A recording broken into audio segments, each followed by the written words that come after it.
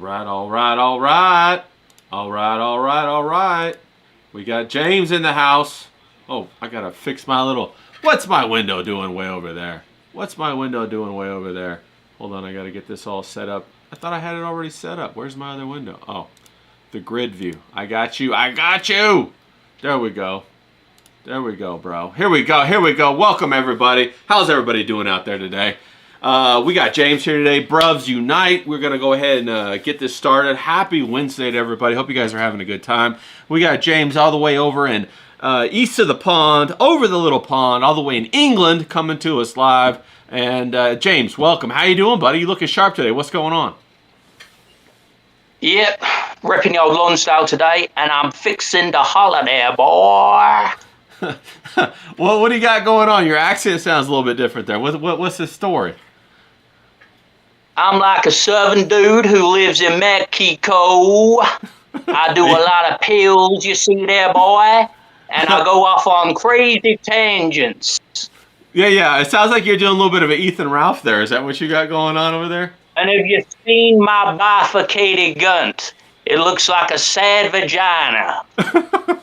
Yeah, bro, that was wild. That was a wild night last night. I don't know if everybody out there saw it, but Ethan Ralph just like went on a tear yesterday, and he went on.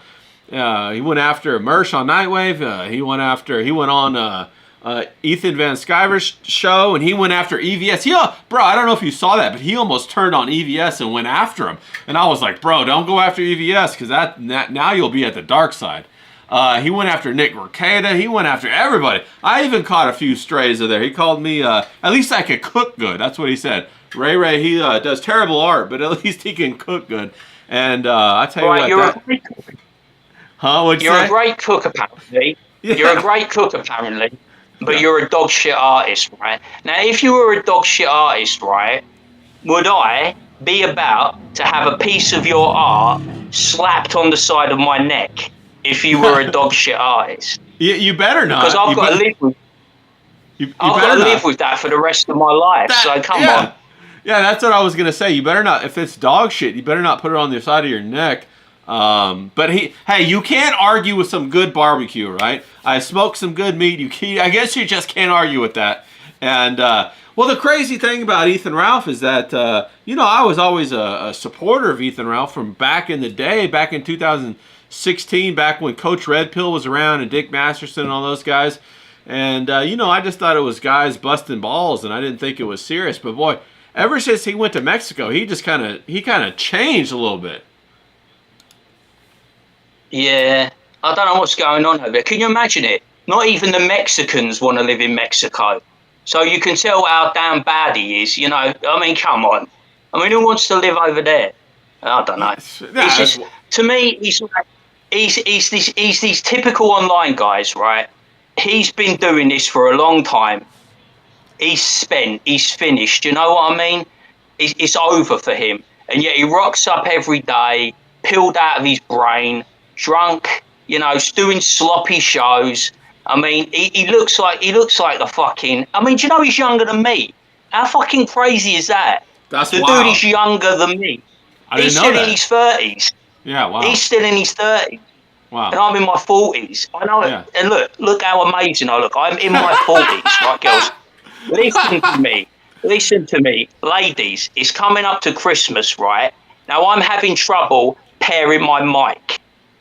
But pairing my mic now, I'm using it as a euphemism. So if you would like to pair my mic for Christmas, hit me up in my DMs. You know what I'm saying? Enough said.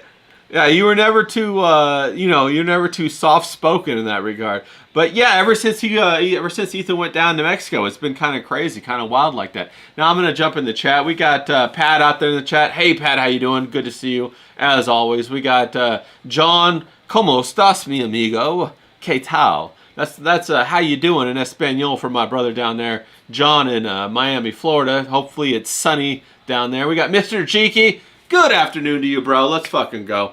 So I of course, I was motivated this morning after all that went on. I was all, excited about it. Hear my name mentioned by the penultimate Ralph Mail got me my mojo all going. So of course I had to do a whole bunch of cartoons and I'll probably do some more cartoons and have a good time poking fun, busting balls, and all that. But it's rough, isn't it? I feel like I'm watching a episode of Intervention. I don't know. Do they have that over in England? That show called Intervention. It's when people come together and try to help their family member who's hooked on drugs. They try to send him to rehab. Yeah, we kind of got that thing, but it's like, I think some people you can't help, you know what I mean? I discuss this with you all the time, and I showed you this book before I come on because CK was going on about surfing, and this book here is kind of like my Bible, you know what I mean? Mm-hmm. These are like three brothers, the Bruv boys. It's kind of like Bruv boys, you know what I mean? Yeah. And I'm all about respect. I'm all about loyalty. I've never fucked anyone over that didn't have it coming. I've never fucked anyone over online, even people that, they've fallen out with me or they block me or whatever. I've never gone after them. I don't do that feminine behaviour that Ethan Ralph does. Ethan Ralph is your friend today and he's your enemy tomorrow. And then in 3 months' time, when he's sobered up and lost a bit of weight, he'll try and be your friend again. It's whatever can get him over. It's what can ever get him over at the time. He's like this desperado, like clinging to his remaining bit of clout. I know it sounds rough coming from me. I've hardly got any followers online, but I don't give a shit about that stuff. But he's got like 105,000 followers. So he's got a lot of people that listen to what he says. Why would you listen to a drugged out spaz? He's a fucking idiot, mate. He's the biggest melt online. And we talk about melt. And you say melt because he melts down. This geezer melted down over a fucking woman. You know what I mean? That is the complete opposite of being a stand-up guy, a man's man. This guy would fuck all his friends over, or online friends, or associates, whatever you want to call them. I mean, he was solid with Rakada, wasn't he? He teamed up with Rakada to do over Aaron Imholt and get him banged up. You know what I mean? He was all in on there. He even went out and visited him, didn't he? Took the photo. We're all pals, me amigo. And now, because a woman comes along, a bit of snatch, and then suddenly he's like, oh, fuck all you lot, mate. I'm gonna ruin your lives. Do you know who I am? I am Ethan Rare from the South. Dude, shut the fuck up, mate. I could if we met in real life, I would literally iron him out like that. He's just like this weird, he's got this weird physiognomy, like he's a weird, short, fat dude. He looks like a weeble. He got, look, I don't even know how this guy's on the internet. He got fucking beat up by mint salad. Yeah, no, that's true. The dude got beat up by mint. He didn't get beat up by Riley. He got beat up by a fucking woman. Now, I don't advocate hitting women. I've never hit a woman in my life. Never would hit a woman. But I'm just saying, he got the shit beat out of him by a woman.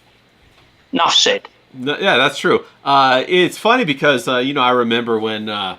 he fell out with Dick Masterson. I couldn't believe it. I was like, Dick's a good guy. Why would you fall out with Dick Masterson? He's starting a family. He's doing all this kind of stuff. But I left it alone.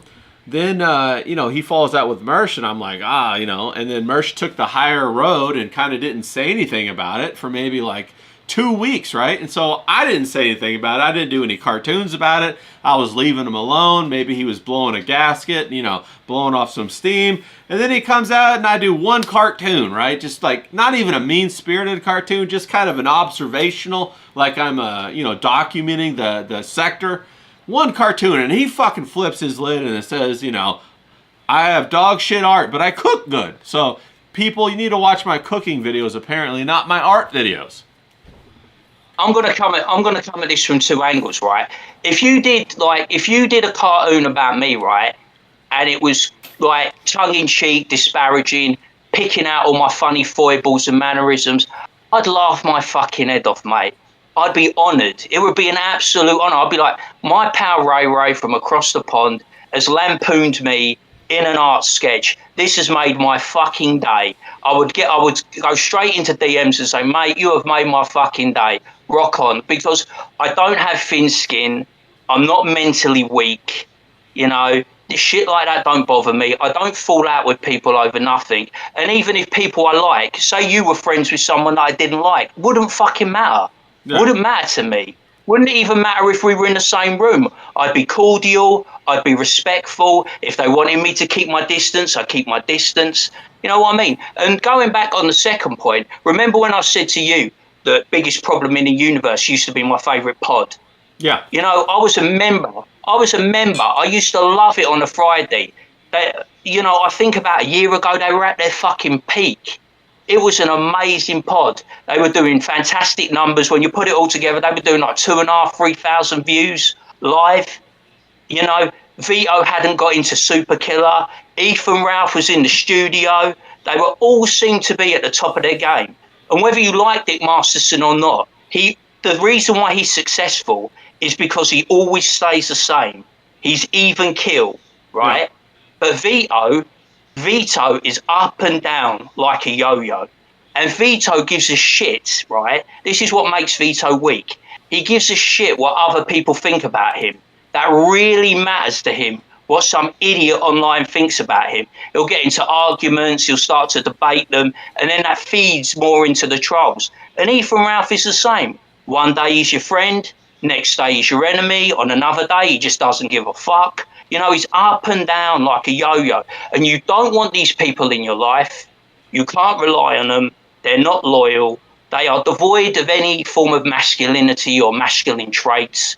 They veer very much into that new man, feminine, worried about what other people think. Whereas I think Dick Masterson, for all his rabbit and all his talk, he's kind of like a stoic, strong silent type. You know what I mean? He separates his personal life and his online life. He doesn't let the online life interfere with his personal life. And I think that's why he's successful.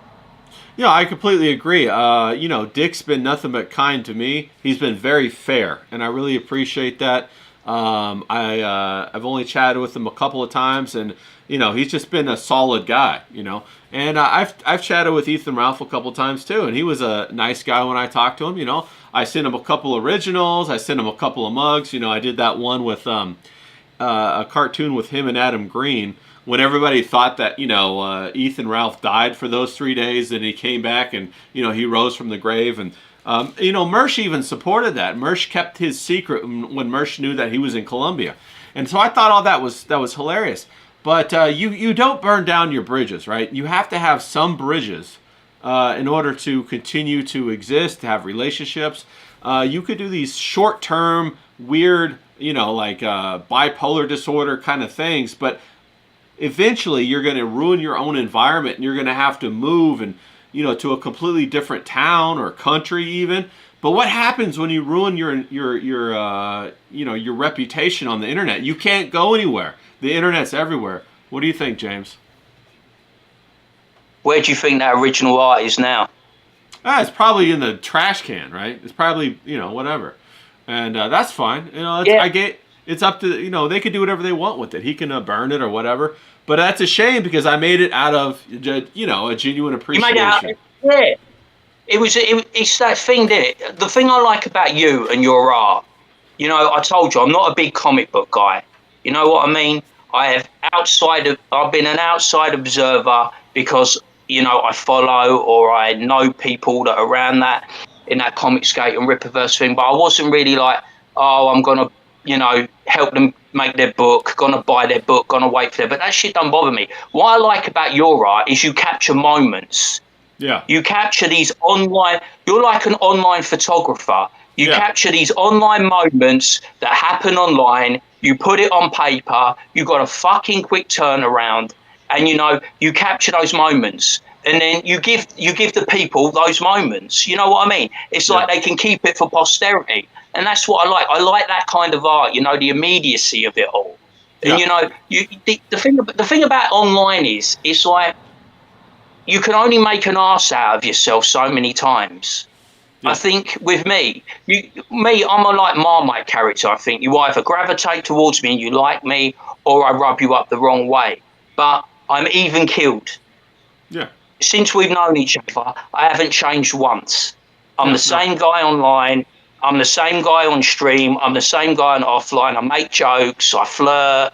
I'm a bit like geezerish. This isn't an act. I might crank it up a bit if I want to play a little bit of a character. But I think that people like the Vitos and the Ethan Rouse and the Aaron Imholtz, they've made such a fool out of themselves online because they've taken something that shouldn't be serious and they've made it really serious. I think you have to separate what goes on offline and what goes on online. But No, you have to have a sense of like, how do you want people to see you? How do you want people to respond to you?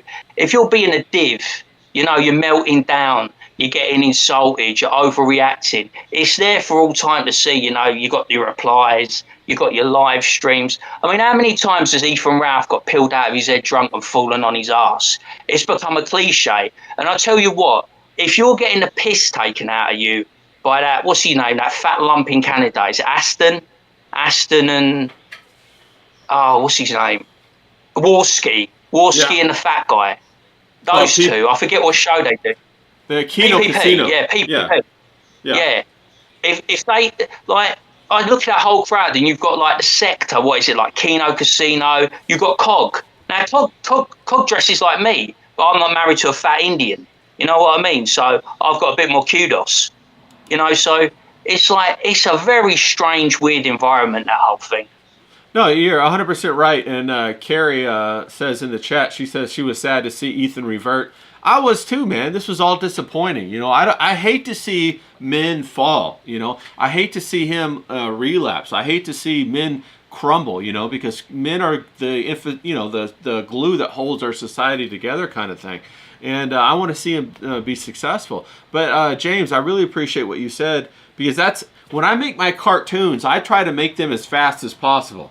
I use Sharpie markers to make the cartoons. I'm not trying to make a beautiful piece of art. I'm just trying to capture that moment and be like a historian and record it and put it out for people to enjoy. Kind of like how the Sunday comics used to be in the newspapers. And I try to do it as a service because I appreciate the sector and I appreciate merch and I want to give back to the sector, to all the people that help make it possible. They're providing you with content, Yeah. and you're making the art, and you're doing a quick turnaround. Look, I've seen people's art on here. What's it? You're not turning out like Kenneth Rocafort pieces, are you? No. You're not spending a huge amount of time like Ethan Van Sciver. It's like comparing apples and oranges, but art's subjective. Ethan Van Sciver's art, Kenneth Rocafort's art, is amazing, but it doesn't speak to me.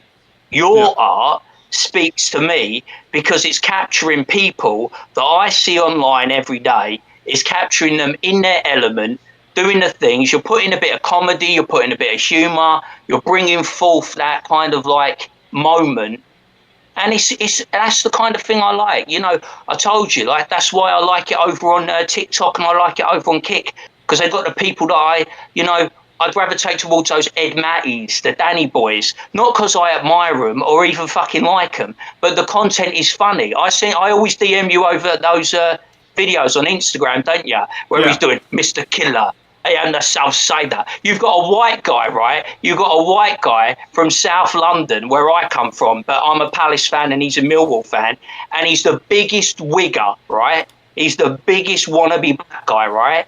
But he's completely blown up over there because people watch him and they laugh. It's fun. It's entertaining. You should see the amount of parody videos there are on TikTok of him. They got Sylvester Stallone dancing to him. Yeah, they totally do. The other thing that I was going to say is that, it's important for, when I do these cartoons and these comics and stuff like that, when I do these cartoons and these comics and these stuff like that, that it's important for, I'm getting my books right there. There we go. I got them. That, it records that slice of time. It records that little moment. And, I'd love nothing more than for Ethan Ralph to have a comeback arc. As I would record that cartoon too, to have a redemption arc, have him come back. It's just like Carrie said in the chat. She says she wants him to succeed for the kids because the kids need a father. And that's the truth. Everything on the internet is entertainment. It's time that he realizes that he's not a performer 24 hours a day. He also needs to be a father. He needs to give, some of that stuff to the kids. And then he could do the entertainment. Like Carrie says, she loves the early kill streams. I love the kill streams. I love the blood sports. I love the debates. I love all of that, guys, all of that stuff. And I was a big Ethan Ralph fan. I'm still a big Ethan Ralph fan. And I hope he comes back, and I hope he's able to put his life back together. But, it becomes harder and harder the older you get to do that. That's what being a man's about, though, isn't it? we always talk about this, like bruv culture and stuff.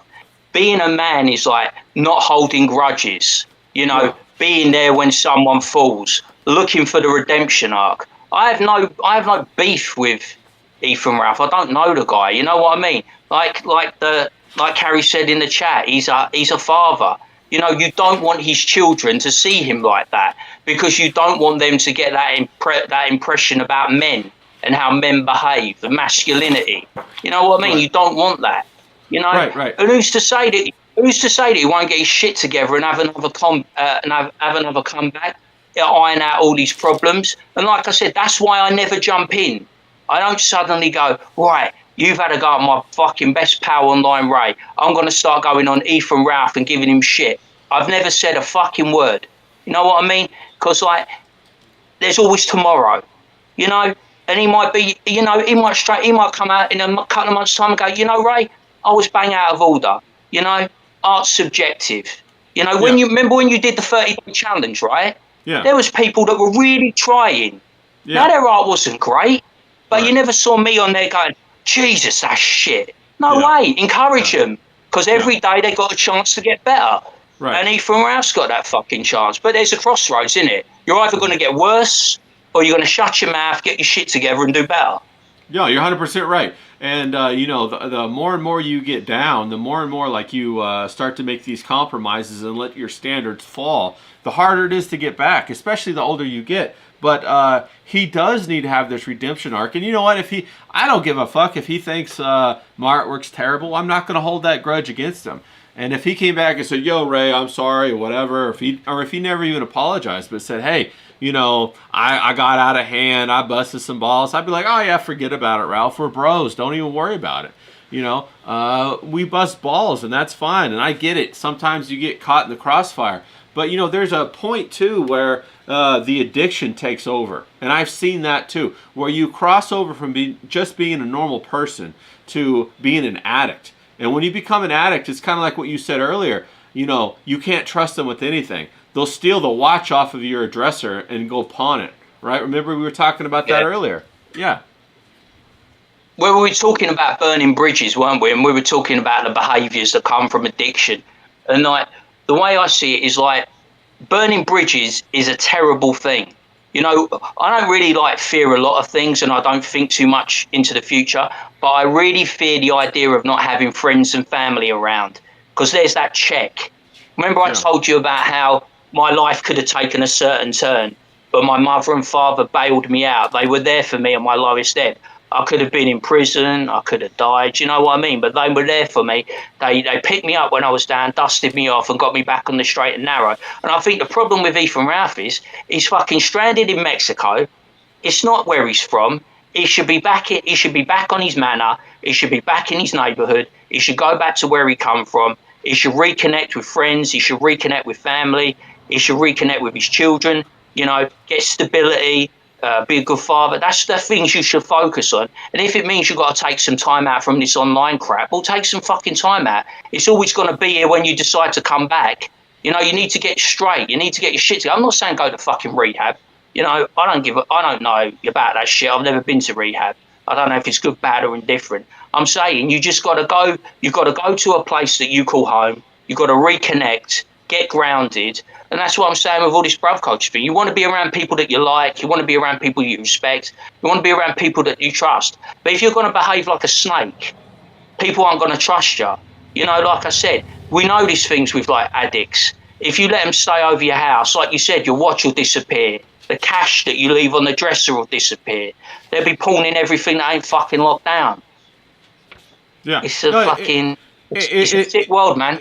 No, you're right. It's the truth, and it's a very difficult thing. You know, when you start to cross the road from just a normal.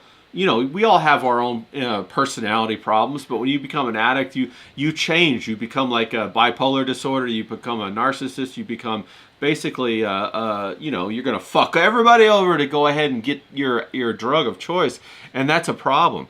And but at some point. You have to recognize that there's a lot more to live for, and that the longer he stays in Mexico, the more he's delaying coming back and starting the hard work of getting his life back together. And that's really what he needs to focus on, is coming back, get your life back together. You had 2 kids. Those 2 kids should be your priority. It's not about you anymore. It's not about having fun. It's not about, chasing the girls. It's about making sure your kids are going to have a good future and that they're going to have a connection to their father. And that's what his entire life should be about. And he should figure that out. And that's all there is to it. Some people just want to, some people never grow up, do they? They just can't.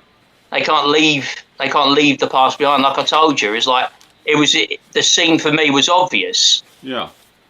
The scene when I was like that time that I was in the club, you know what I mean? And I told you, if you start at 16 and then I got to 30, and when I was 16 and round about 16 to 18, I saw that geezer at the bar, and he was upstairs in King's nightclub. And he looked like he was in his 40s or 50s, you know what I mean? And he was pissed and he was trying to pull the birds. And I turned around and said to my mate at the time, don't ever let that be me. If I become a sad act, Bruce Springsteen glory gaze type, you tell me, right?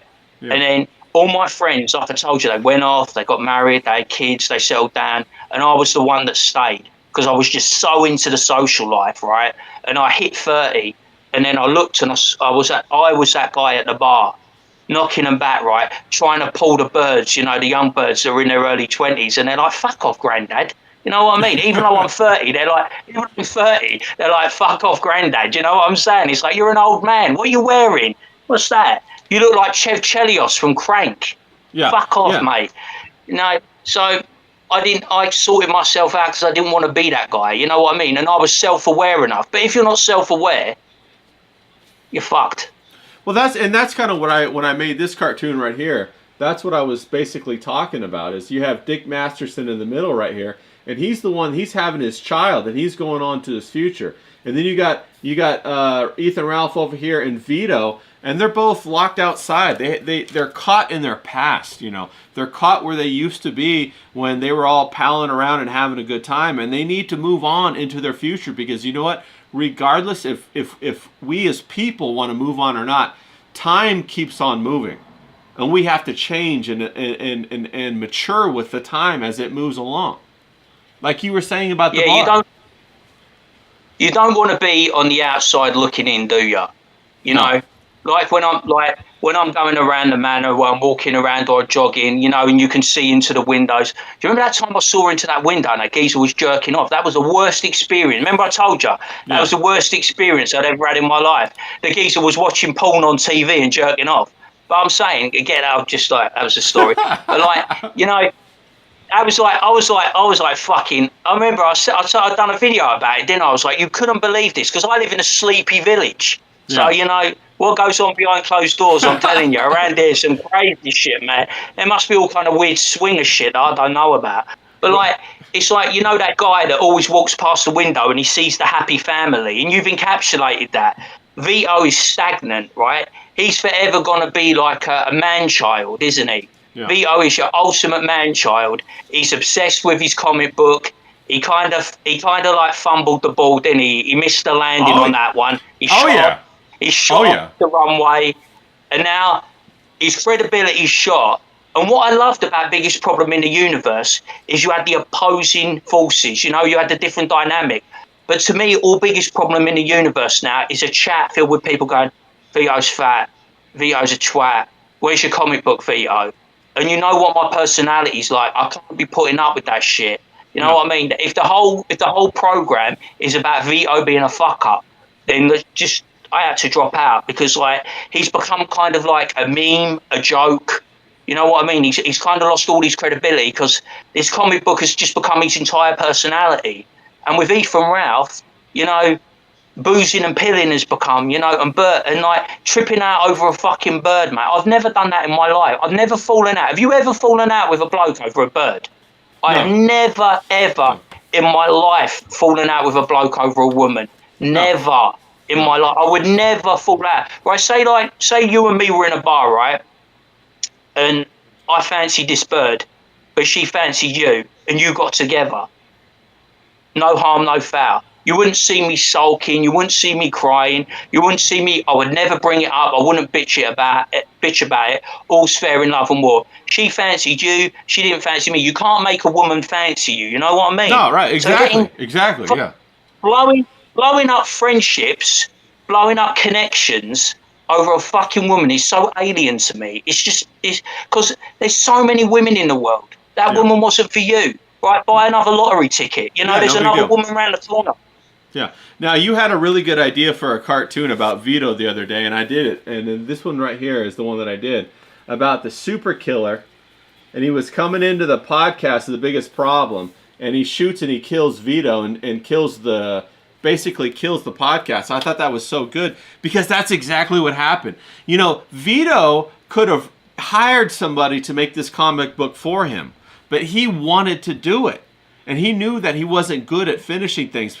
And that ended up eroding his fan base and destroying the podcast that gave him the platform in the first place. And that was fucking brilliant and crazy at the same time. And you came up with the idea to basically crystallize that entire thought and put it in the picture format. And wow, you know, and what's going on? Why aren't they just content to have a good podcast with a lot of viewers? You said like there was like 3,000 at one time, and maybe get somebody else to make the comic book, right? What do you think? Well, first things first, I want it to be known I have one good idea a year. So that's my one good idea. So don't expect anything from me for the rest of the year. But like, secondly, right, I'm not blowing smoke up your ass, but Vito should have reached out to you. Yeah. You could have drew the book. You're connected with everyone. Yeah. You know, the thing about you is you're good and you're fast, right? He would have had no problem landing it if he'd have got you to do it and knock it out. Your art style would have been perfect for that book. You could have knocked it out with your humour, Vito's humour. Vito writes it, you knock it out. He would have had that done so quickly. It would have been easy. But this fucking thing with, why does everyone, right? This is the whole thing that like blew my mind and made me so angry with everyone and made me anti-Comicsgate, anti-Rippaverse. I never gave a shit about Phantom Menace. And what's that other shit they call it? Iron Fist? What's it like? Iron something? Razor Fist called it Iron something, didn't he? Yeah, I don't know. He named it. But that whole comic book movement is like, why does everyone have to do a fucking comic book? I mean, no offense, but Camelot did a comic book about being a race car driver. And Camelot. He done his own version of Cars. Why the fuck does everyone have to do a comic book? I do not understand. It's a very niche, you know, medium. I don't understand why, like, non-artists, like, is it the easiest thing to make? Is it the cheapest thing to make? I don't know. But why does everyone get into it? And like you said, you had this amazing podcast. Just do this podcast. You are raking in dollars. What are they making? 30 grand a month. They were making 30 grand a month on Patreon. And you fucked it to do a comic book that no one ever wanted. No one wants Super Killer. Super Killer might be the greatest idea in the world, but no one asked for it and no one wants it. We all wanted Biggest Problem in the Universe once a week. Yeah. Not fucking 5 nights a week for 5 hours. We wanted 2 hours of the Biggest Problem in the Universe, which was, in my opinion, one of the best, if not the best pods in this whole section, in this whole area of the internet. And they fucked it for a comic book that no one wanted. Yeah. Mr. Jiki says that Vito blocked him where he suggested he hired Johnny Rocket to write Super Killer 2. And I thought that was a genius idea. But I will have it known that the artist that did Super Killer had the art done for an entire year. And it was Vito who kept making all these little tiny changes. And I think what happened was Vito was so worried about being criticized for his comic book that he tried to delay it. And you asked, why does everyone want to do a comic book? And the reason is because once they saw Ethan Van Sciver get $1.5 million, and then they saw Eric July get $3.2 million, they all thought that they could skin their viewers and take advantage of them for a quick $1 million payday and put out complete shit. But you know what? To have a good comic book is somebody has to put their heart and soul into it. And I never, never, never understood people who wanted to make comic books who didn't draw or at least already be writers, that just all of a sudden, I want to get into this industry. It's retarded. It's like me saying, I've never coded in my life, but I want to make all these video games. It's like, bro, all you can really do is, what Vito should have done was support it financially and give it a platform to advertise for an artist that wanted to do a comic book. Like, he should have had a comic book competition. And whoever won that competition, he would finance to print the comic book and then share the royalties with that comic book artist. That would have been fascinating. And at the same time, James, he would have never been on the hook for the responsibility of the comic book, which ultimately killed the biggest problem in the universe. What do you say about that? Well, first of all, I want to apologise to the artist, because Vito led me to believe that he was an inferior artist. So I want to apologise to him if he had it done and it was at a good standard. But then I also want to say that Vito is a terrible micromanager. You know what I mean? He's not an artist. He shouldn't have been micromanaging the project. And also, he let Dick. This is what we talk about men that used to be masculine and now they have a feminine brain. He let Dick get into his head, right? Now, Dick's a great talker. He's a great streamer. He's a great podcaster. But he could have never got into my head. I'd have just told him to fuck right off. This is my project. I'm going to do it, and it's going to be a good standard. I would have never let him, rewrites wouldn't have happened. Asking my artist to keep tinkering with it. He probably had a really good thing, and he made it progressively worse. Like when you see a film and you got the director's cut where they kept messing with it. They had something that was great, and then they just couldn't. They can't leave it alone, can they? They got to keep tinkering and tinkering and tinkering and tinkering. See, with your art, you go bang, bang, bang, and you get it out there. There's no time to tinker around. It's on the page.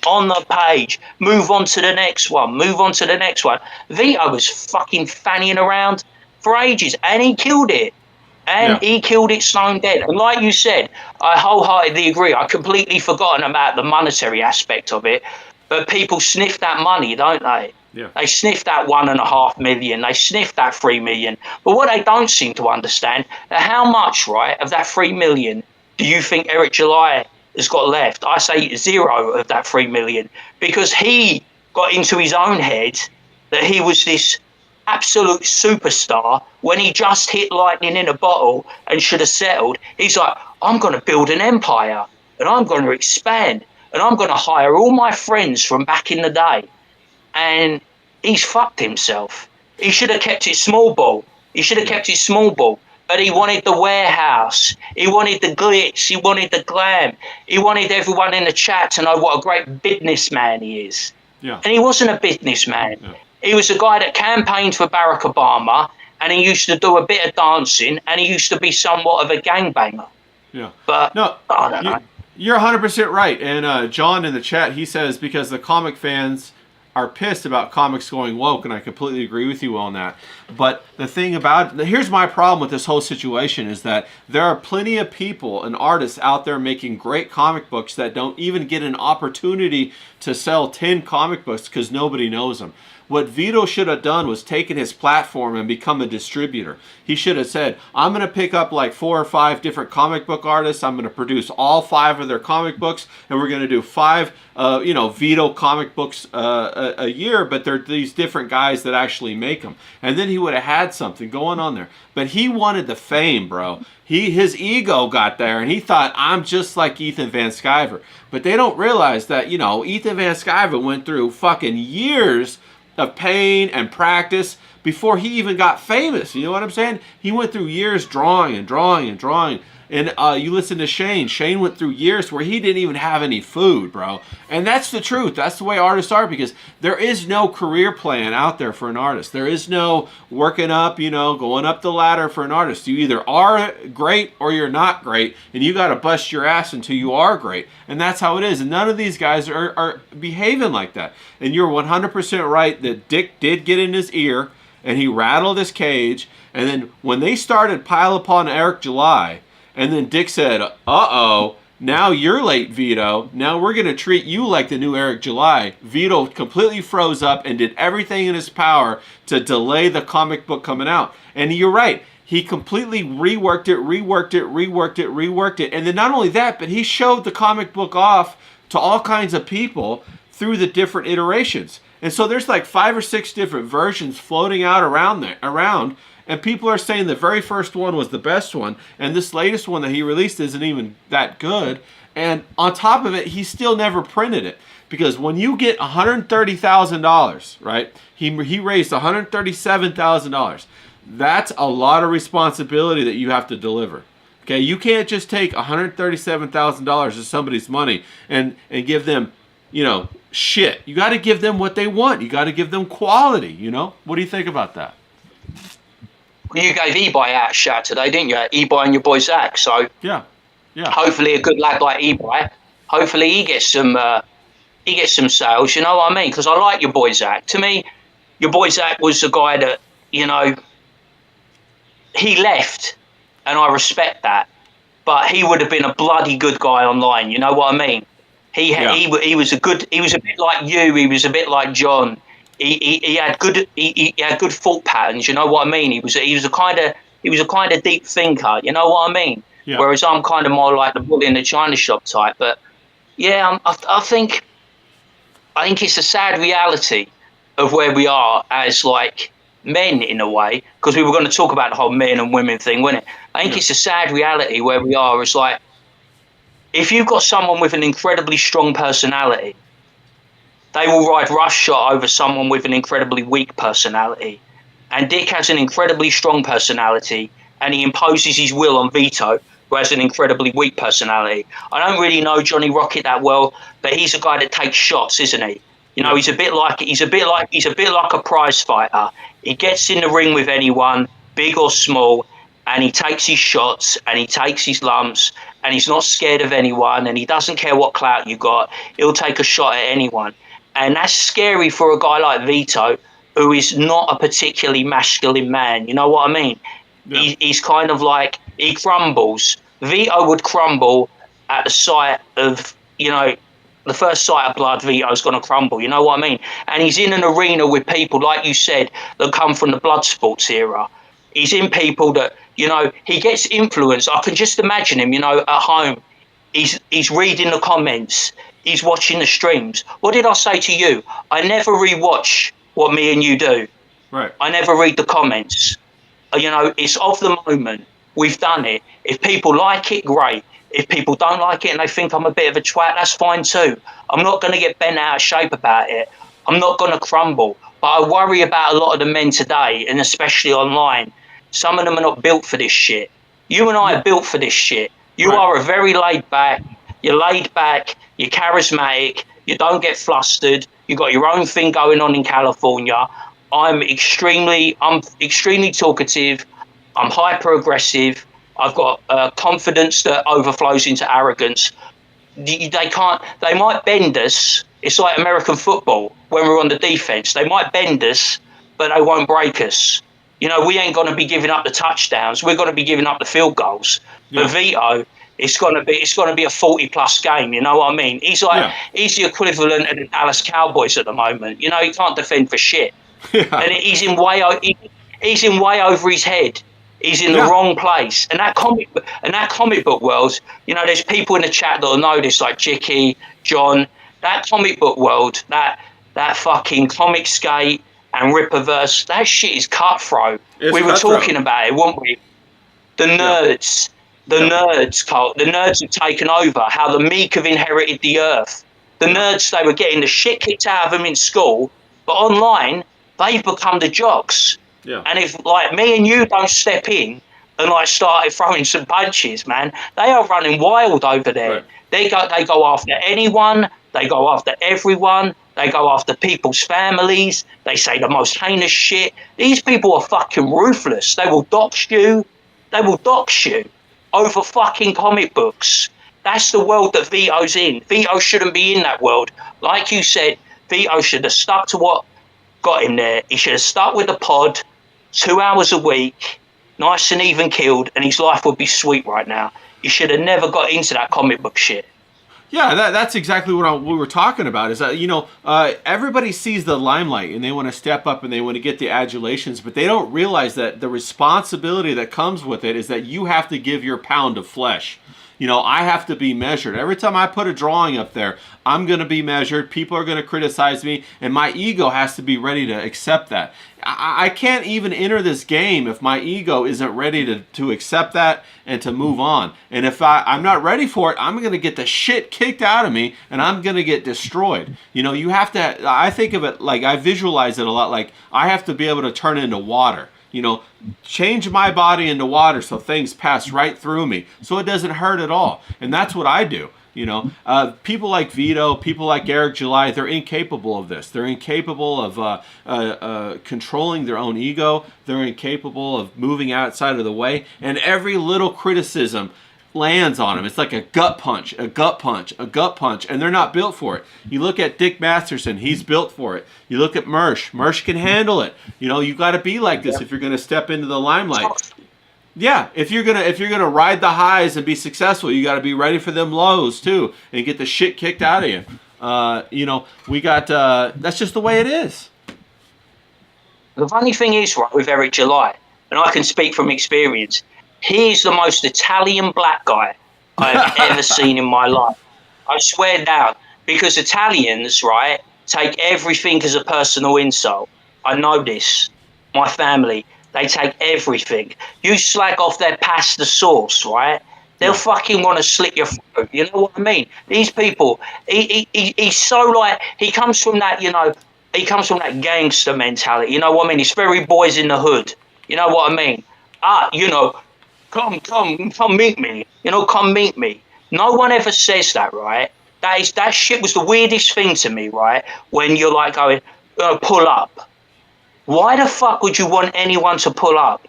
In your country, right, you fucking got a shit ton of guns, mate. In our country, we've got a shit ton of knives. I'm not going out there to some stranger online going, hey, mate, pull up to my house so I can get a knife in the guts, right?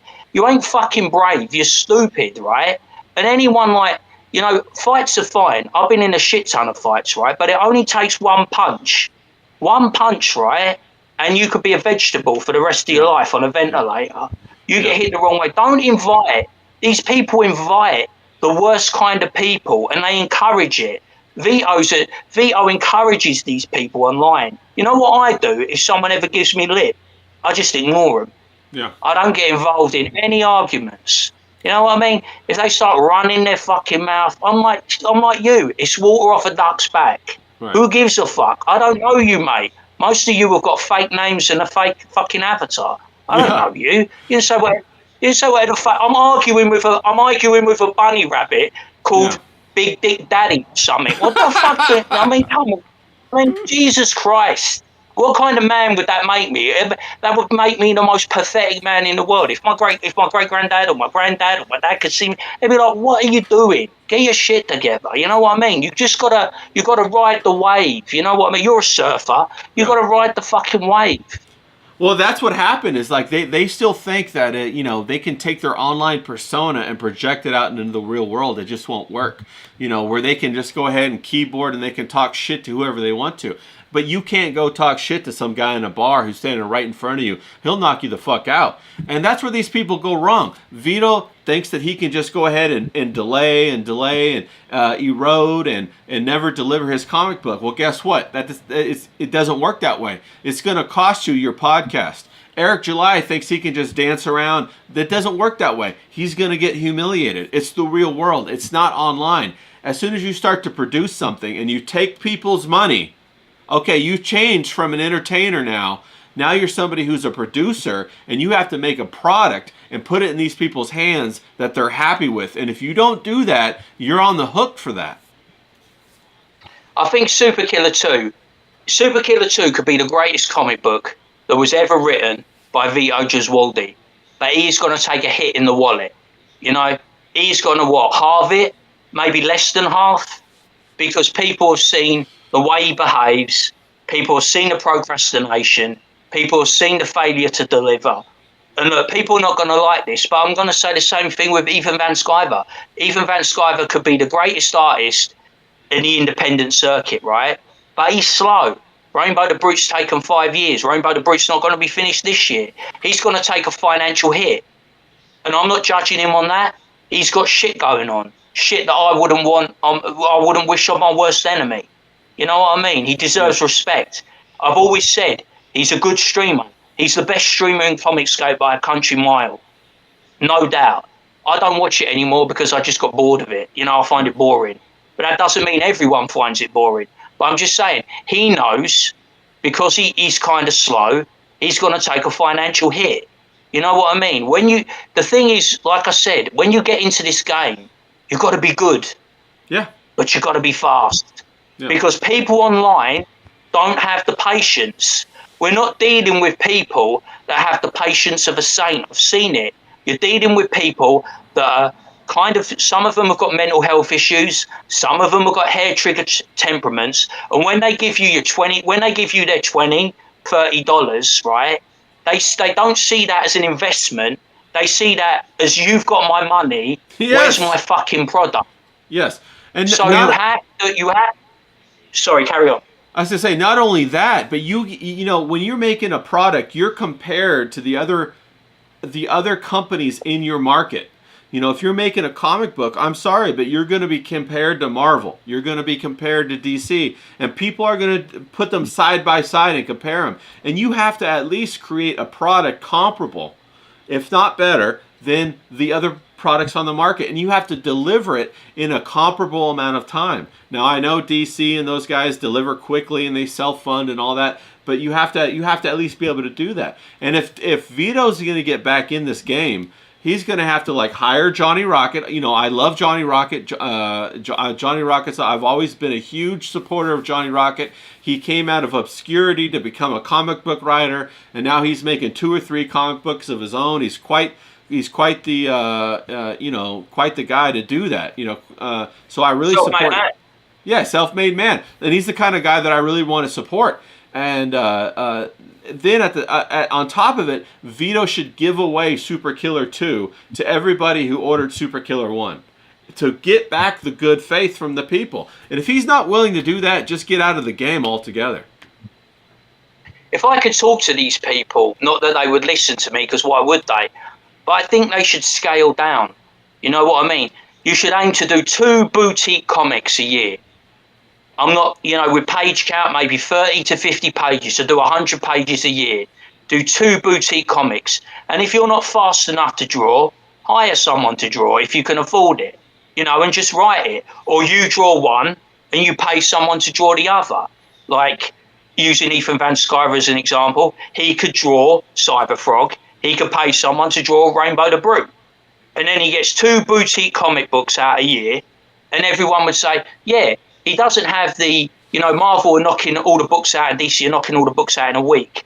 But we're getting 2 good quality comic books a year. And then you build up that kind of like rapport, you know, you've delivered, you know, people know that they can trust you with their money, you know, they're in good, safe hands. And that way you build up, you know, that good relationship with your audience.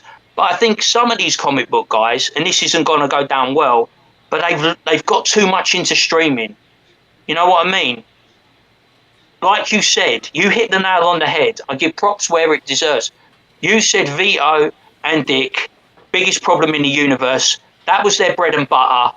That should have been their focus. Well, it was for Dick, but it should have been for Vito. But Vito wanted to branch out, and the comic book became his priority, and biggest problem in the universe became a secondary thing.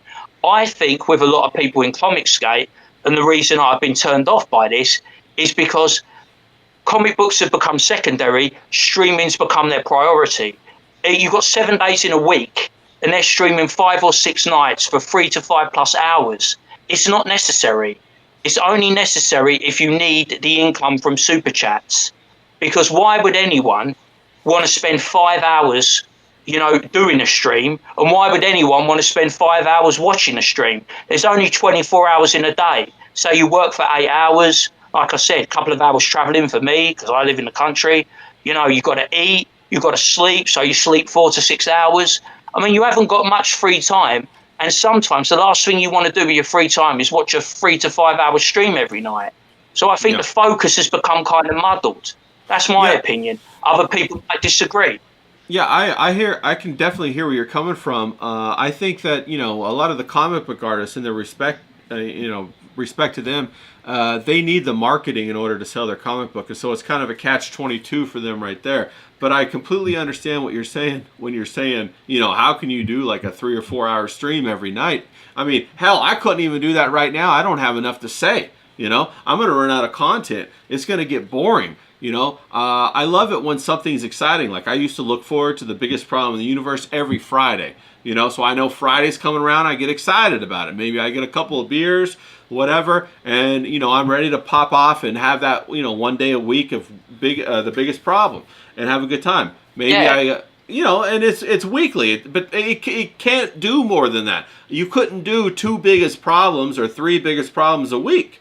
It's gonna get stale. It's gonna run dry. They were pulling down good money, though, weren't they? Yeah, they were doing 1 2 hour a week, but they were pulling down good money. They're pulling down 30 grand a month. I think they were like their Patreon. They were pulling like 30 grand. That's good. If you can do 2 hours, if you can do 2 hours, what is that? You're doing 8 hours. You're doing 8 hours a month, and you're pulling down 30 grand. That's good. Yeah. That's worth it.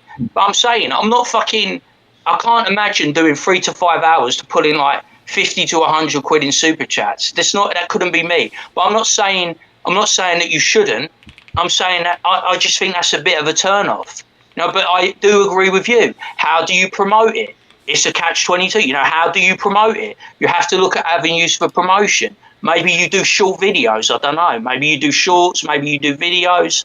Less live streaming, but then of course you don't get the super chats. Right. Well, I think you have to find that sweet spot for you, and I think you should not over milk it. Obviously you can over milk it. Cut the Grass, we got you in the chat. Good to see you, buddy. Cut the Grass asked a question. He says, "Have you ever gone back and listened to the original Biggest Problem with Maddox?" I haven't. James, have you ever watched the original Biggest Problem with Maddox, the guy before Vito? No, I haven't. When I come in online, didn't I? Like I told you, I came in online around COVID, so Maddox was before my time. But I know Dick fell out with him, and then this was the thing, wasn't it? Everyone started comparing Vito to Maddox. Yeah. That doesn't help, does it? No. In the chat, Vito's the new Maddox. Vito's the new Maddox. That's all you got. So I wasn't familiar with Maddox, but everyone says that Vito's just like him, and I know there was a lawsuit, wasn't there, or something? Yeah. I think there was a lawsuit. Yeah, Maddox sued him. Cut the Grass. If you want to put anything else into the chat to give us a point or anything like that, appreciate it. Mr. Cheeky says he's listened to every episode from the beginning. It was the only thing that got me from quitting my job every week. Bro, I can imagine. It's a great show. And they should have kept it going. I don't know what the hell Vito's thinking, like sabotaging the entire show so he could, like, basically get his ego stroked about being making this comic book, And if you're going to take the risk and put the entire show on the line, not just for you, but for Dick too, bro. Dick didn't get a choice in this, right? Dick didn't get a say in, hey, do a comic book, don't do a comic book. But then he abused all of the audience, and then he destroyed the whole show. How many of us can say? How many of us can say or name that there's a stream that's like must-see viewing that I've got to see every week? I can't miss it. Right. I could only name really Biggest Problem in the Universe. That was the only one to me. And I think to give props to Ethan Van Sciver, I think Trashcast in the early days was hot. Yeah. It was a hot thing. Yeah. It was getting good views. It was the early days of the Eric July Rippaverse war, but then it got played out. Yeah, it did. For me, not for everyone. Well, you're right, because it really is the same thing that happened with Vito. Eric July fucked over everybody, even me. I bought the first ISOM. I got it over there on my shelf. I've never even opened it, bro. I got it in the mail. I looked at it, and the art was so disappointing, I just put it on the shelf. I paid $70 for that just to support the guy. $35 for the comic book and $35 for shipping. If you can imagine that. Oh, I was so pissed when I got that. But Mr. Jiki says, first biggest problem was like a lightning in the bottle. The second biggest problem, lightning in a bottle. Maddox and Vito both dropped the bottle and broke it. Cut the Grass says it was a great show. It definitely is worth the listening. Dick has the entire show on an RSS feed. Yeah, I'll go back and check it out. Because I listen to a lot of stuff Who's the guy? Late at night. Who's the guy he does the Dick show with? What's it? Johnny the audio guy? Is it Johnny the audio guy? Yeah, I might be getting his name wrong. Yeah, no, Johnny the audio Dick engineer. Show, Yeah. He does the Dick show. Yeah. Is better than the biggest problem in the universe because Dick and Johnny the audio guy have better charisma. They have a better rapport. It's less antagonistic, isn't it? It's like Dick goes like this. Oh, fucking Vito. Vito. Fucking Vito. They kind of like get on the Dick show. They respect each other. There's a good rapport. But it seems to me like Dick's just like, oh God, I have to. For me, it seems like Dick's like, God, I have to do this pod with this fucking guy every Friday. Just like it used to be. Do you remember that time when it was hot? Yeah, they were running like 3 hours. Yeah, now it's under 2 hours. It's like an hour and 35 minutes or something. He can't wait to get out of there. He's like, yeah, I've got a wife and a kid. Why am I hanging around with this fat loser? You know what I mean? It's like, fucking hell. Well, Vito right now, he feels like that girlfriend who you can't just, you break up with her and she never leaves your house, bro. You're just kind of like, we're done. Get out of here. And that's a real shame. And Cut the Grass says Johnny's funny, but he still misses Sean. Sean was the first host, and he was Dick's best friend, and they started the Dick Show together, and that was great. That was fantastic. Cut the Grass says he thinks Vito is genuinely funny, but he gets in his own way. That's 100% right. Vito is funny. Vito's good. But the thing is that Vito needs Dick's appreciation. He needs his approval too much. Vito's not his own person, so he's always trying to vampire Dick's energy. And it gets creepy after a while. You're kind of like, what the fuck, man? Leave me alone. You know what I'm saying? You know what Vito should do? He should read Dick's book, shouldn't he? Yeah. Men are better than women.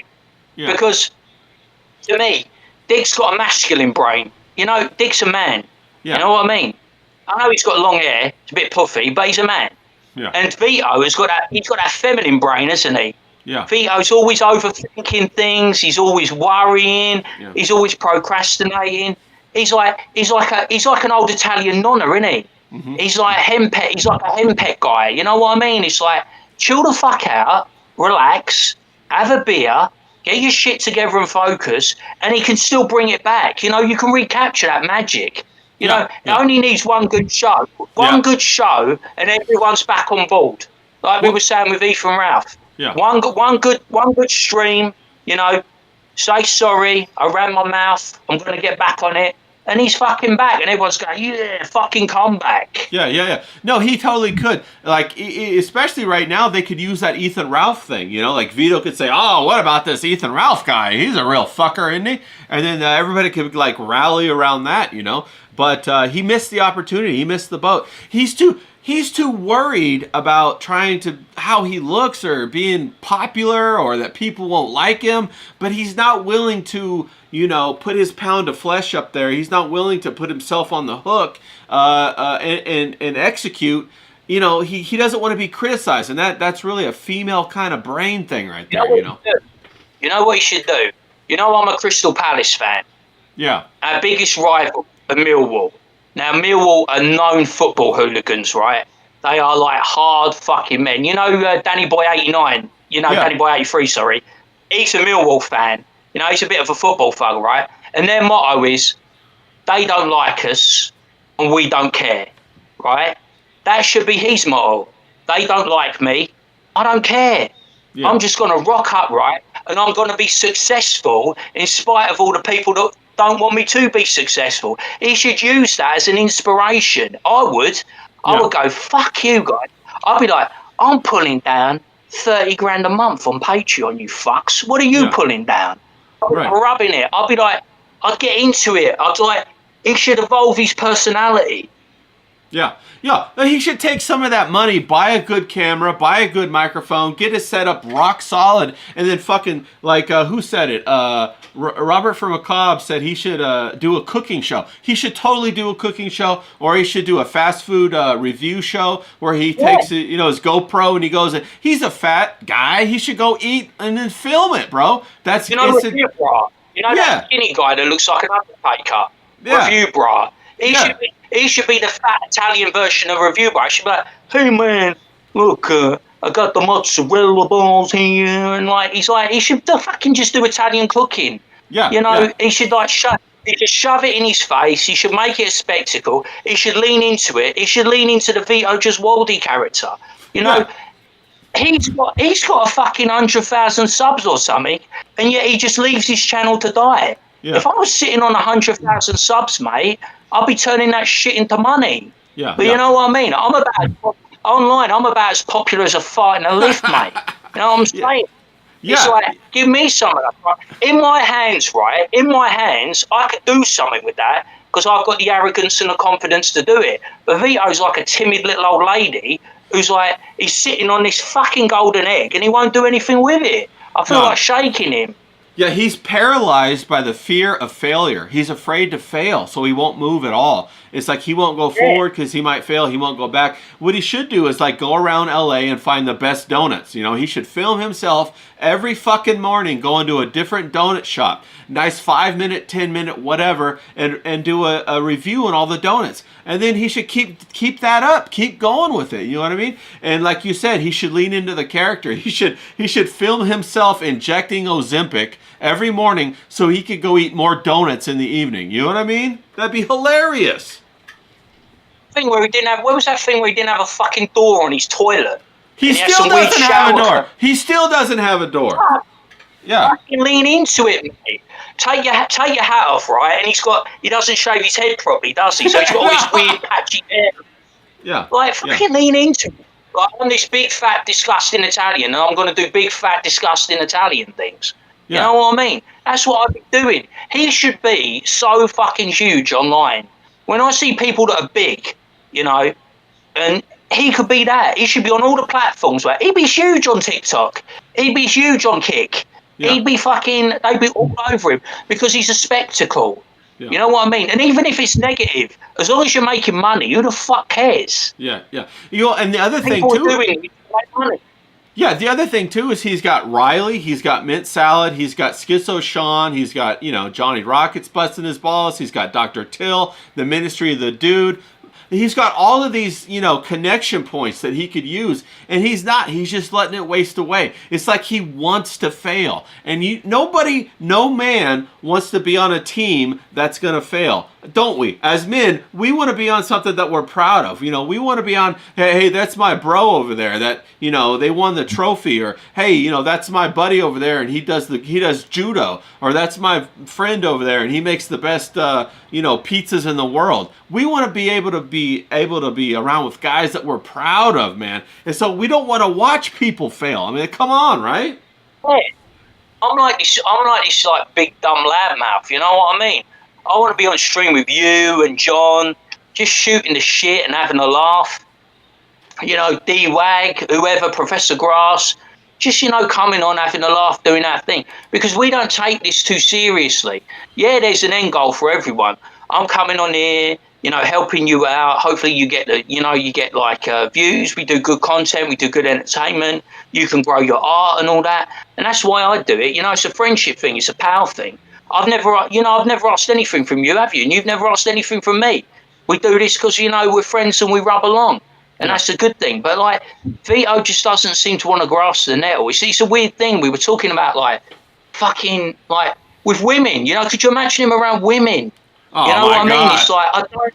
Well, apparently he dates a Can you imagine? trans guy, a trans girl or something like that. He dates a tranny or Oh, something. shit. That's a No, lie. I No swear to fucking God. way. I swear, chat, would he cut the grass? Somebody out there, does he not date like he was? Yeah, he was dating a trans guy. Yeah, that dressed up like a girl. Yeah, and how wild is that? But you know, yeah. Not that Mr. What was it? Mr. Not that Girl. one that was online. No, not Not a that Mr. Girl. No. It was a different person, and they dressed up as a woman. Yeah, and it's pretty wild. Yeah, Mr. Cheeky, he says that's true. Yeah, and It's pretty wild. But like you were saying, you want to use what you have in order to achieve more. I don't ask anything from you. You don't ask anything from me. But I remember when I very first started watching ABBA and Preach, and how many people out there watch ABBA and Preach? I didn't watch them because I liked what they said. I watched them because I loved their friendship. I loved it when ABBA made Preach laugh, and I love to watch Preach laugh, him laugh, big old, like, bulldog type of laugh, and that made me happy. And so I love to have them on and watch them have a good time with each other, to watch their chemistry, because I wanted some of that chemistry in my life. I wanted some of that excitement, some of that camaraderie in my life. And now I found it, haven't I? I got you, I got John, I got Professor Grass, I got a couple of the other guys, and we kind of do that on stream. Well, when we stream, I said this yesterday, I tweeted it on X, when Gene Borello said, he does a stream with Hootie. They do it in the mafia genre, they're ex-mafia guys. But I said, that's you and me. You know what I mean? When Gene said, look, that's my guy right there. I'm with Ray, no matter what. There isn't anybody on the internet that could ever shake me. There wouldn't be an Ethan Rouse situation. I'm with Ray through thick and thin, from the start, the middle, the end. We're going all the way with this, and we're going to make it, and we're going to do the best content, and we're going to make it fucking big. And even though I can't pair a fucking mic, you know what I'm saying? You know what I mean? I'm not Mr. Technological. I just come on here, we have a laugh, we talk about one thing, and then we go off on a tangent and talk about another. But it's raw. It's never boring. It's raw, it's real, it's honest. We give it to you straight, and that's what it's just like with Gene and Hootie, and that's what we're like. We never come on here and we never half-arse it. We don't prepare. We've not got a script, This is just like, hey, 15 minutes, ready to go? And I'm like, yeah, sure, whatever. Let's see how it turns out. And that's what we're all about. And, there's a good group of people coming around us, and I think this online genre, it's like with the mafia genre. If it wasn't for Gene and Hootie, it'd be dead on its arse. I don't mean anyone any disrespect. People, I think, sometimes think I'm like disrespectful. I don't mean any disrespect to other people, but I just think they're shit. That's just my opinion. I think watching their streams, they're boring as fuck. It's like they could put a glass eye to sleep. It's like watching paint dry. It's not my cup of tea. I'm not saying it ain't some other geezer's cup of tea. They may want to sit there for 5 hours and watch that stuff. Who am I to tell them what to fucking do? But it ain't my cup of tea. So instead of sitting on my arse, I'm like, hey, I'm going to come on stream and I'm going to try and do a different flavour with you. And we work well together because it's different life experiences. I tell you, if I was Vito, man, I would smash it in fucking LA or wherever the fuck he is, man. I tell you, I would suffer from nervous exhaustion within a week. I'd be out every night trying to pull the birds. Yeah. I don't know, fucking LA's crazy, man. You got some of the fittest birds in the world with the biggest asses, mate. I'll be getting that big fucking spoon out, and I'll be like, mate, I'm telling you, fucking Vito is crazy, mate. The only people that ain't fucking doing that are puffs. I tell you, I'll be out every night. I'll be on it. I mean, how many bars you got? There must be a bar around every corner. It's like London.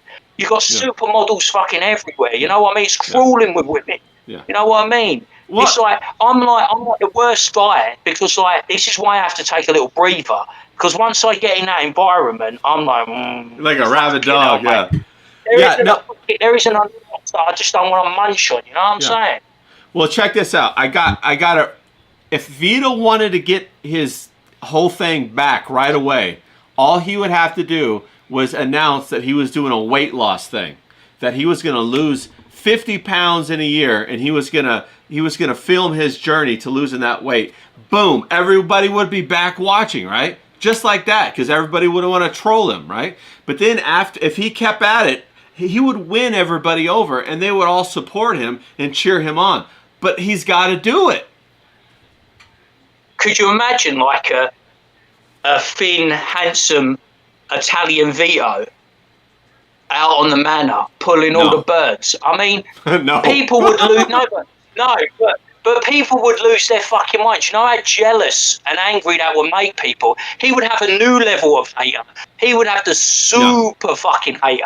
Yeah. They'd be like, how come this fat, disgusting Italian has suddenly turned his life around and he's pulling all the birds? If he just rocked up with like an attractive mate, that would kill everyone. That would be the ultimate victory. Yeah. No one could ever say anything to him ever again.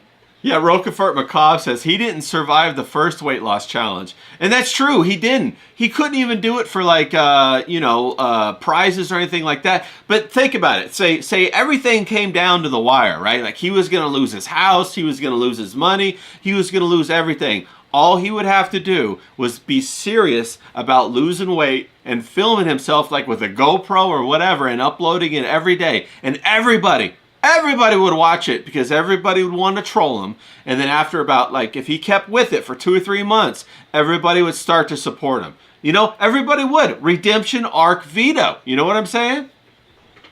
Well, that's how I first come across Riley. He used to walk up that fucking hill, didn't he? Yeah. He was like, I'm going to walk up that hill. Yeah. I'm going to walk up. He was like, I'm going to walk up that hill and shave your shoulders, black man. You know what? He didn't say black man. I just said black man. You know what I mean? He's like, I'm going to shave your shoulders, black man. You know, I want to shave your hairy shoulders. You know what I mean? And it's like, it's totally bizarre. You know what I mean? It's totally out of left field, but he's funny as fuck. You know what I mean? Yeah. You know, Riley, see, the thing is, right, Riley has the confidence, right, of a fucking Brad Pitt. Yeah. You know, when he looks in the mirror, he doesn't see Riley, he sees Brad Pitt, you know what I mean? And he's banging mints, so it ain't that bad, is it? Yeah. You know what I mean? That's his trump card. Anyone who ever talks mad shit about him, he's like, yeah, but you do know I'm banging mint salad, bro. And he's like, that's his trump card. Like, look at your bird and look at my bird. You know what I'm saying? It's like enough said. He's like, he keeps winning. That's what Vito needs to do. He needs to get his version of mint salad and rub it in everyone's face.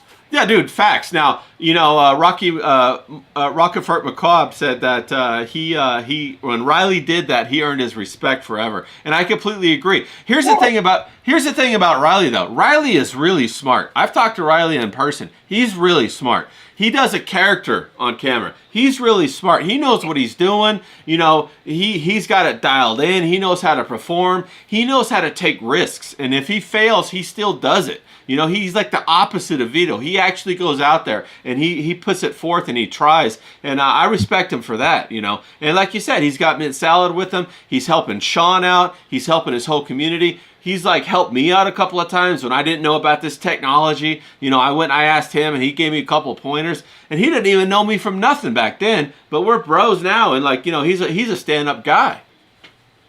Do you know, I don't know what you call it. I don't know what you call it over in your neck of the woods, but we call it street smarts. You know, Riley's got that street smarts, isn't he? You can tell even though he's younger than me, you can tell he's lived a life. You know what I mean? He's got experiences. He's had a bit of rough and tumble. You know what I mean? He's been kicked in the face. He's been punched in the face. You know what I mean? He's taken his lumps.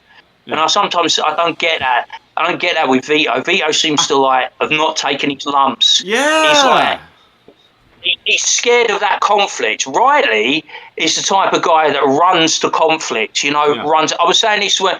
Remember, I posted that video this week about Stephen Crean. Yeah. You know, we had that stabbing on the train, right? And you never know how you're gonna be until that moment. So we had this black dude who was going on a knife frenzy on a train, and this Nottingham Forest fan, Stephen Crean, he stood up to him. You know, he got called in that moment, and he didn't run, he didn't shirk, he stood up there, and this guy slashed away at him, but he stopped a lot of people getting killed.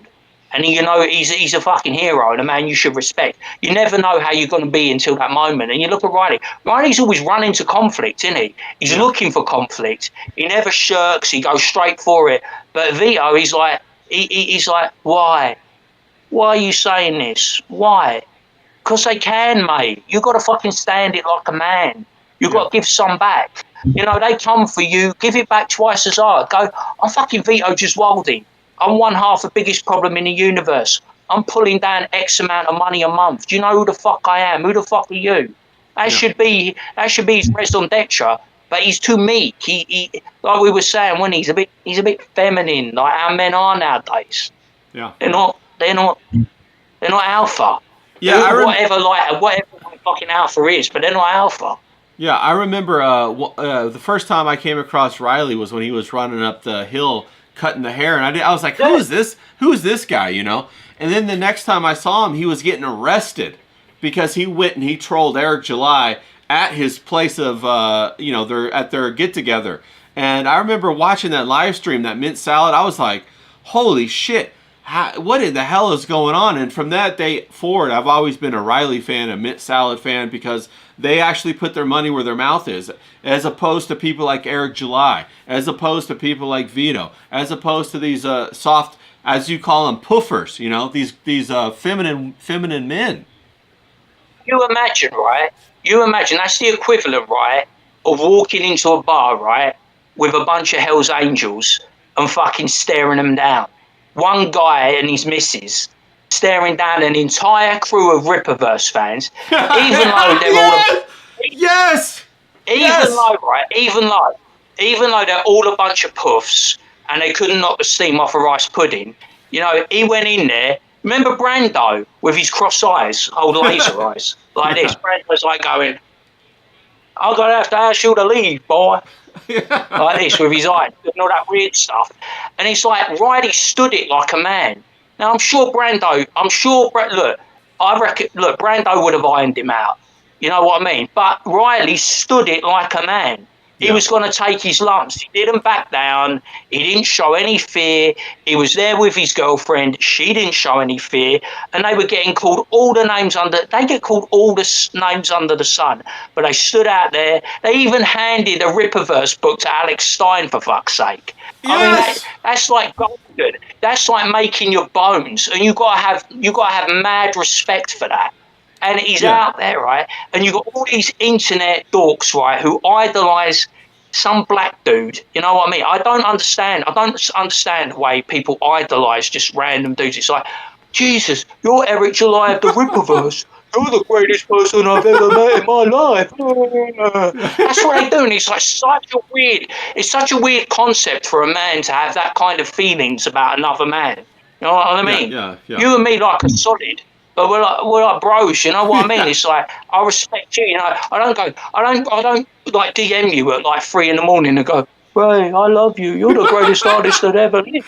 You know what I mean? It's like I couldn't do that. They had it weird thing all day, right? And if anyone says anything negative, right, if they just go, Jesus, Eric July's hair looks a bit shit today. Do you know who that guy is? He's Eric July of the Ripperverse. He is the greatest man that ever lived. It's like, dude, calm down. He's just a guy who runs and operates a comic book company out of a warehouse. He's not the second coming, mate. Calm down, relax. I know you like him. I know you think he's great, but don't get obsessed about it. Don't make it your entire life. You've got people. Have you seen them online that go, I am the Ripperverse? Who's that guy? Fuck. I forget his name. There's one guy, right, that tweets about 300 or 400 times a day solely about the Ripperverse. I can't remember his name. His entire account. And he was in a comment section once, right? And I was in the comment section, right? Because I was antagonising like I do. I was like, you're a twat. Melts. And he was replying. And in over an hour, right? He put one comment, right? And over an hour, he'd done 100 replies in an hour. And he was obsessed. This guy, remember, I think it's the white fat guy. Do you remember the white fat guy at the convention?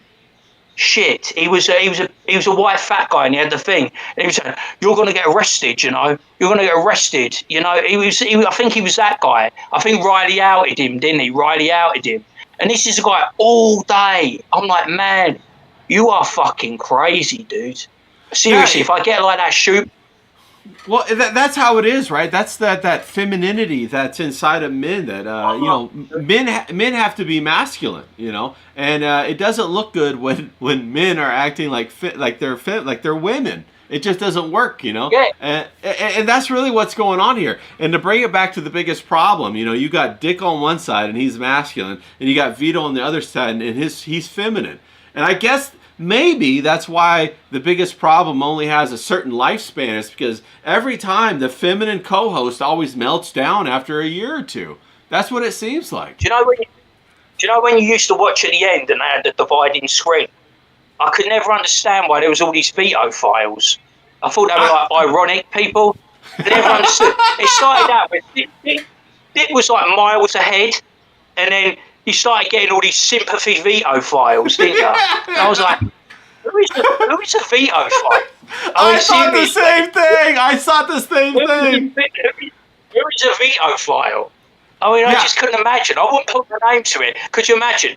James Domenico Graham, 81, is a veto file. I'm like, oh, fuck, I'm getting serious. I'm not a veto file. I'm not away. Am I a veto? Yeah, I always wondered. I was like, who are these people, and why? What makes them align with veto? I mean, like, what are they thinking? Are they just, are they like, as you say, are they just melts? Like, what the hell's going on here? I have no idea. I think it must have been like a sympathy vote, because they saw like Dick had like 100 and Vito had like 30 or something, and then Vito got up to like 70, and I'm like, how has he got 70 fans? I mean, you've seen him. He's completely crushed one of the greatest streams online. I mean, this thing, I fucking loved it so much so, because you know what I'm like. I actually joined. I was a fucking paid up member, and I was like, this is totally not me. I've never been a paid up member of anyone's channel. I've never like super chatted anyone's channel. I'm like paid up. I fucking love this. I'll wait for it on a Friday. I might even rewatch it. I'm that much of a fucking fan. That's the biggest problem. And then it's like, fuck. Imagine falling off a cliff. It's like you're holding this like fucking precious Fabergé egg, and then fucking you fumble it, and it's like, oh shit. Yeah. And it can. I've never gone back and watched it. I don't even attempt to go back and watch it, because I like to remember how it used to be and how it was, and it's like I just can't anymore. It's like fuck. Yeah, it's rough. Same here. I try to watch it like for 15 or 20 minutes, like on a Friday, and like art purposes, you might get a drawing out of it, might you? So you watch it because you watch these streams because you might get a piece of art out of it. You have to watch it. You might catch lightning in a bottle or something. You know what I mean? But it's like if you're a fan of anything. It's like if you're a fan of a TV series, and like say you were a fan of I never watched it, but people tell me Game of Thrones fell off a cliff. Yeah. Say you were a fan of Game of Thrones and then it fucking fell off a cliff. It's like, fuck. You've invested all that time. All that time. And then you're so disappointed, And, I really feel bad for Dick, because I'm sitting there watching Dick, and like it's like he's a passenger in this car, and the driver just crashed it head on into a tree. And he's sitting there like, well, what the fuck am I supposed to do? You know what I mean? They even stream together. I think I've seen Vito stream from his house. They don't even stream in the same room anymore. No, they don't. I remember last week, Dick was sick, and they just went, and Vito just streamed video games on the main channel. And that just destroys the whole channel content. He didn't even stream it on his own channel, which is suicide, bro. It's crazy. Crazy. You got a brand. Imagine having like a real boutique brand, and then fucking like putting out a load of rubbish, and you completely destroy it. You know what I mean? Like, you're high fashion, and then you're suddenly putting out street fashion. You know what I mean? And you've completely killed the brand. So that's what it's like for me. It was something that was great, and now it's less than good. So it's like, what are you going to do? It's hard to watch. So we got the biggest problem that fell by the wayside. We have Ethan Ralph, and he had his redemption arc. That just fell by the wayside. So what's going? Tapped out, isn't he? Yeah, Rekieta's tapped out. Rekieta, he had his bit of fun, and now he's going to be a good boy, pretty much. Even though I like Nick Rekieta, think he's fantastic. You got Revenge of the Cis guys. They just came back to YouTube, so that's good. Maybe there, right? But I don't know where else. They're still holding it down, like. Yeah. I watched the video today. They're still doing the old. They're still doing the videos of Wes Watson. I love the Wes Watson commentary because they do the commentary of Johnny Bravo. Remember Johnny Bravo TV where it goes, look at that piece of shit. You see that Wes Watson sucking on that titty? That piece of shit's a gay guy. Did you see him sucking on a man's titty? Is that creatine on your nose, Wes? Is that creatine? Is that white powder? He's the funniest guy. Johnny, go and watch Johnny Bravo TV.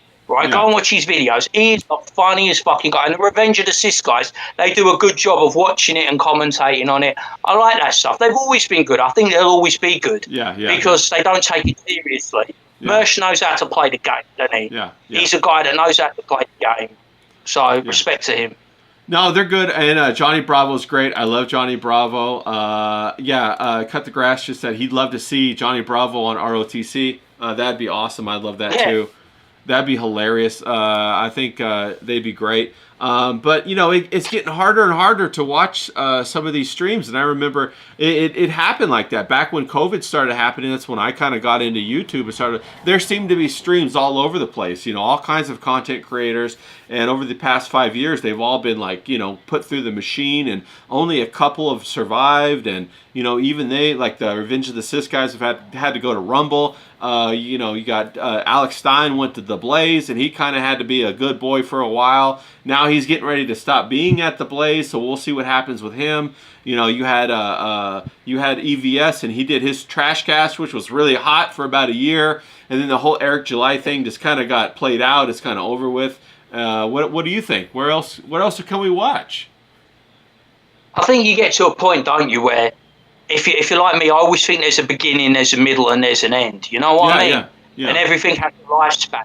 I know a lot of the guys, a lot of the Comic Skate guys, they've been doing this since 2016, haven't they? Yeah. They're coming up on their 10-year anniversary. Now, you can't run hot for 10 years.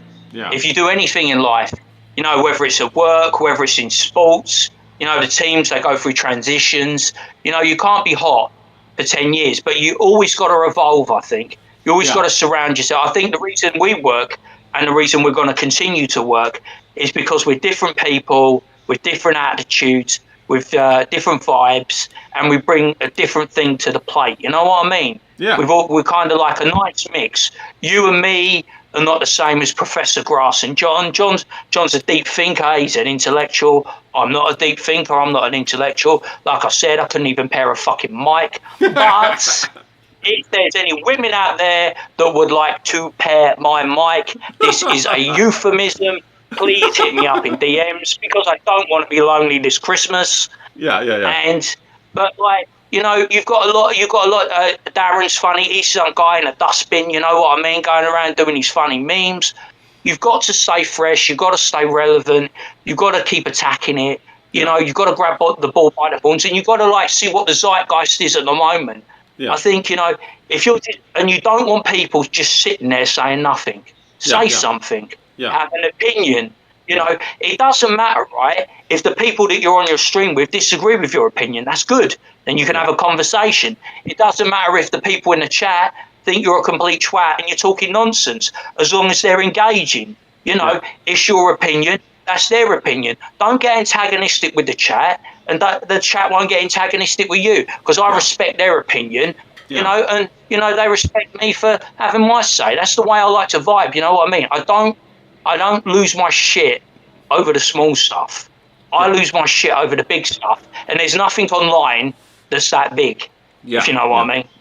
No, I agree with that. I think you're 100% right, and I think that a lot of the time, the real currency is going to be being authentic. And so I think that's what we all try to bring, is an authenticity. I'm not... it might be my personality turned up to an 11 maybe, but that's who I am. What you see is what you get. I know you say that all the time. What you see is what you get. And I think, the camaraderie of the parasocial friendship and all of that, and, being around people that are like-minded, and, hey, man, I've always been around the locker room. I played baseball through college and stuff like that. And you want to bust balls, and you want to have a good time, and you just kind of want to make it entertaining. We see people like, I see Dick, like you said, he's been going for a long time. Now he's just had a baby, so his life continues to move on. You see people like Vito and like Ralph, and their life hasn't moved on. So what's going to happen to them? I don't know. How will they evolve? I don't know. Is it possible for them to evolve and still stay relevant? I don't know. We're going to have to wait and see how that is. In order to maintain your relevance, it takes a high degree of authenticity, because you have to let the culture and the society flow through you. And then what people are attracted to is how authentic you are when you resonate with different things in society. And they laugh and they say, oh, I'm like that, or oh, my dad's like that, or my brother's like that, or oh, I hate that, but I got to watch it. I got to hate watch it. I got a lot of shows that I hate watch. I watch them because I love to hate them. You know what I mean? people like to watch an evolution. They don't like to watch a stagnation. I Yeah. don't know what it is. I don't know what it is with you, but there was a switch that was flicked, maybe in the early noughties, maybe the tens, where everything moved to reality-based TV. Yeah. Yeah. Yeah. I'll tell you what I'm watching at the moment. Do you know I'm watching? Do you know that Squid Game show? I'm watching the Squid Game show. Yeah. So I'm watching that because I like it. So I'm Yeah. watching that. That's a reality-based TV. There's 10 episodes. I knock it out double quick on Netflix. You know, people want to see like the evolution. They don't want to see you stay stagnant because Yeah. they're watching us, which is kind of a reality TV. It They're is, watching yeah. real humans having real conversations about real life, what goes on online and what goes on offline. So Yeah. they're watching us just basically having a banter between a couple of blokes. Yeah. And, you know, it's the same as if they were watching a piece of reality TV. You know, even though it gets doctored, they could be watching whatever, like Squid Game show or Survivor or whatever the fuck they watch. I don't know. But they watch those reality-based TV shows because I think that's what there's like we're kind of like a voyeuristic society, aren't we now? We're interested in what people are doing. We're interested in people's lives. Do you remember, like my mother and my father always talk about this? Do you remember old Hollywood? No one ever used to know what happened in old Hollywood. Basically, all the men were puffs and it was covered up. You know what I mean? No one ever knew what was going on. Their lives were private. They were these super shiny film stars that everyone loved and admired, but you didn't know anything that went on behind the camera. Now we know more that goes on behind the camera. They seem like less of stars and more like real people. You know, we always think, because there's always a camera everywhere, isn't there? We see all the minutiae. We see every high, we see every low, we see every success, we see every fuck up. You know, we're basically in a 24/7 reality TV show. And, you know, the only way you're going to succeed or survive is by being entertaining. And if you're dull, hit the bricks, mate. You're out. You know, Yeah. dull people don't survive.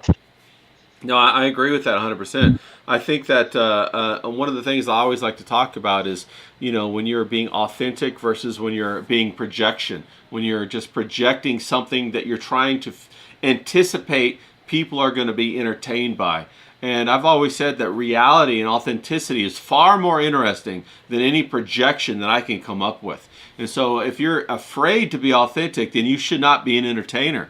Because, you know, whenever you get in front of a camera, it's all about entertaining. People don't come around here just to, you know, hear the sound of your voice. They want to be entertained to some degree. They want to learn something. They want to have a, you know, a new insight, maybe hear a new joke, maybe hang out with the bros or something like that. So you have to bring all that to the table and you have to be authentic. You can't do that and be a projection, or else you will be stale within the year. You'll be burnt out within 2 for sure. Yeah, well, we were gonna take this in a different direction, weren't we? We were gonna talk about men and women and all that, but we can loop it around next week because we were gonna bring on about like we're gonna talk about Ed Matthews and Danny Boy and all that crowd, so we can bring it back around next week. But I was gonna talk about my relationships from like 16 through to now. You know what I mean? I'll talk about my real relationships. You know, I'll talk about how they were, how they went. You know, my life's an open book, mate. If I don't want to tell you about something, I won't tell you. But I will tell you about most things as long as it doesn't have an adverse effect on anyone else's life. You know, if you ask me a question, I'll give you a straight answer. You know, you can ask me if you want to find me on socials and you want to ask me a question, or you want, you know, I'll always reply. You know what I'm like. I'll always reply. I'll always show support. I'll always be positive. I won't be negative. You know what I mean? You know, you want to ask me a question, you want to have a chat, you know, hit me up, whatever. I'm always there. I'm always available. So that's what I try to be. What you see is what you get. You know, it might, like you said, it might be a heightened version. It's like in real life, I might just be a bit more standard. And on here, I'm playing a bit of a Chev Chelios from Crank, or you know what I mean? You know, I'm a bit where, you know what I mean? But, you know, that's what it is. It's just, I am pretty authentic. You know, I'm trying to give you the content that I think you'd want to watch. Yeah. If you're taking your time to watch us, I don't want to half-ass it or phone it in. You know what I mean? No, let's 100%. Be entertaining. 100%. Cut the Grass says celebrities went from being entertainment to feeling so self-important and making sure everyone knew their politics. It really ruined the entertainment industry, and I completely agree with that. Now, great point. I don't want to know about it. I don't want to know about it. I don't want you to get involved in it. I don't understand. I don't understand why we need to hear. Like, I think because they do such a vacuous job, I might be wrong on this. I'm not a John, right? I'm not an intellectual, but like, I think they do such a vacuous job, right? They turn up, right, and they play dress up and make believe for a living. So when they go home, they don't feel important. So they stick their nose in on what's going on. If it isn't Palestine, it'll be fucking Nigeria. And if it isn't Nigeria, it'll be Sudan. They're always looking for the next thing. We get these adverts all the time in this country, tapping us up for money, you know, about the latest disaster that's going on in some third world shithole that no one really gives a fuck about. And like, we've seen all these marches that are around there. I don't know how you get it, but every Saturday we get Palestinian marches in London where they just take over. You know, you've just had Mamdani. Now you're gonna, Yeah. and I feel sorry for, Yeah. you know, I talk to you all the time about Sadiq Khan. He's been mayor of London for 10 years, and he has just basically completely transformed London into an unwinnable seat. You know, no conservative, no right-wing person is ever going to get anywhere near the mayoralty again. No, he's completely hijacked that city. And Mamdani's going to do the same thing with New York. You've got it with Gavin Newsom in California. These people will stitch you the fuck up. You know what I mean? These are the worst fucking people. You know, we could talk about that another time because, you know, I'm always hot on the politics. I'm telling you, it's going to be mad. Now, we are coming up on 2 hours pretty quickly here, James. It just flew by. Where, if people wanted to reach out and they wanted to shoot you a DM or something like that, how could they get a hold of you? It's always at James Domenico. Grab them. I'm on X, Instagram, Rumble, YouTube, Kick, Threads, TikTok. I'm on basically all of them. And like I said before, I wasn't going to be on any of them, but I'm here to help out my pal Ray. I love him to bits. So I'm on all the socials. If I grow, I can help Ray to grow. So we're all trying to help Ray, you know, get to where he needs to be. Because he should be on Ethan Ralph, 105,000 followers. Let's fucking go. Well, let's go. Let's fucking go. Well, I appreciate that. I just want to really have a good camaraderie of solid people, good guys, real entertainment, real conversations. I want everybody to be able to get something tangible and real from everything that we do, and that's a real high bar, a standard to one to achieve. But I want to do it, and I want to give it away. I want people to have it for free because some people can't pay for it. I always remember doing. I would go out and I'd paint landscapes, and sometimes I would just give them away to the people. I'd be in other countries because they had never seen an oil painting before, so I just give it to them so they could take it home and put it in their house. But that's really what we want to do. We want to have that masculine camaraderie to try to make our lives better. And so I think everybody should go follow James. James has got a really straightforward conversation style, and what you see is what you're going to get. He's not going to pull any punches. We're going to be back here again next Wednesday at the same time, and we might have a couple more guys on or something like that. And as it goes along, we're going to bring more and more people, and we're just going to have good talks, real authentic stuff for the guys, and we love women too. Bring the women on. I'm not saying that, but man, we want to have the ball busting. We want to have the good stories. We want to have all that good stuff. So we'll be here again next Wednesday. We're going to wrap it up. It's coming up on 2 hours. I try to keep it under 2 hours, people, believe it or not. But, James can get going sometimes. And when he gets going, some of his stories are so good, I don't want to interrupt him. You know what I mean? So, we're probably going to wrap it up here. James, is there anything you want to say to the people as we get ready to bounce out of here? Yeah, hope you had a good one. Hope you're entertained. If you want to hit me up, hit me up. If you want to give me a bit of abuse, give me a bit of abuse. It's all good stuff. Let's have a good one. Damn. Take care, pal. I just read that Cut the Grass got kicked off of X. That's terrible, bro. I was looking for you. I was trying to tag you and some stuff, and I was like, where'd he go? Damn. That was a thing in the past. The thing I must up to. I thought that was a thing in the past. Yeah, I'm so bummed about that. I don't know. I'm trying to think of a way that you could shoot me your info on. I'm a Ray is happy. Yeah, I'm Ray is happy on Instagram. If you want to go on Instagram and shoot me a message, shoot me your email or something like that, so we can just keep you in contact. Okay.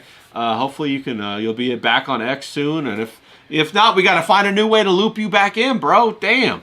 But, okay, we're going to go through the chat real quick. We got Carrie here. Carrie says she loves James. James has a great sense of humor. And I agree with that. James does have a great sense of humor. I love learning all of my favorite slang words from James. I love the word melt. I love the word proper rocket. I love the word geezer. I love all that kind of stuff. Let's see who else we got. We got Pat up in here. Shout out to Pat. We got Rocky Furt McCobb. We got shout out to you, bro. Thanks for coming through. Mr. Jeeky, shout out to you. I think Darren, I saw him pop in here for a minute. Shout out to you. So we'll probably do this. We'll definitely do this again. Not probably, but we'll probably have more guys on next time. So until then, everybody, thanks for coming by. Kick some ass. Have a great week. And eat something good, okay? Get something good. So knuckles to you guys, okay? Boom. Knuckles to the chat. All right, we're out of here. Okay. Let me find that goodbye button. There we go.